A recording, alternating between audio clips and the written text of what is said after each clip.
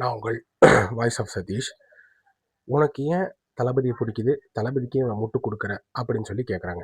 எனக்கு தளபதி வந்து பிடிக்காது, ஓகேவா? நான் ஓப்பனாக சொல்லிடுறேன், பிடிக்காது. ஆனால் அவரோட அரசியல் எனக்கு பிடிச்சிருக்கு, உண்மையாகவே சொல்லப்போனால், ஓகேவா? அந்த தூய தமிழகத்தை வந்து அவரால் உருவாக்க முடியும், ஓகேவா? ஆனால் ஓட்டு போட்ட நீங்களே, ஓகேவா, நிறைய பேர் அவரை பற்றி குறை சொல்கிறீங்க. சட்டசபையில் அமைதியாக இருக்கிறாரு, அவர் வந்து ட்வீட் போடுறாரு வீட்டுக்கு போயிட்டு, இப்படிலாம் சொல்கிறீங்க. வெக்கமா இல்லை உங்களுக்கு? ஒருத்தர் வந்து அரசியலுக்கு வந்திருக்காரு அப்படின்னா அவருக்கு குறைஞ்சபட்ச டைமாச்சும் கொடுக்கணும் நம்ம. அதை கொடுக்காம அவரை பற்றி குறை சொல்கிறது வந்து ஒரு மாதிரி சில்லறத்தனமாக இருக்குது. இதுக்கு திமுகவே வந்திருக்கலாம். திமுக என்னென்ன பண்ணுச்சுன்னு நீ போய் எடுத்து பாரு, வரலாறோட அரசியலை.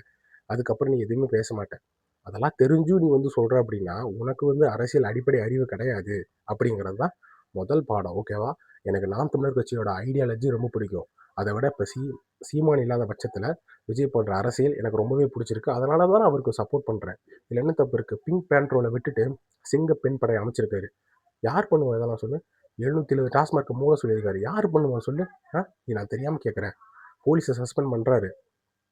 பத்தாவதுக்கு வந்து யாராவது லஞ்சம் வாங்கினா அவங்களுக்கு 1,00,000 அபராதம், பத்தாவதுக்கு சொத்தெல்லாம் பறிமுதல், இவ்வளோ விஷயங்கள் பண்ணுறாரு. அப்போ இதுக்கு பேர் தான் தூய தமிழகம். நாங்கள் எதிர்பார்த்தது இதுதான். இது கொஞ்சம் கொஞ்சமாக படிப்படியாக வளர்ந்து மொத்த தமிழகத்தையும் மாற்றுறது அப்படிங்கிறது நடக்கும் கண்டிப்பாக ஒரு நாள். அதனால தான் நான் தளபதிக்கு நான் சப்போர்ட் பண்ணுறேன்.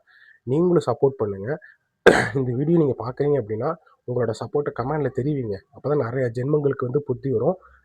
நாம் தமிழர் பற்றி தப்பாக பேசக்கூடாது அப்படின்னு. அதே மாதிரி தமிழக வெற்றி கழகத்தையும் தப்பாக பேசக்கூடாது அப்படின்னு புத்தி வரும், ஓகேவா?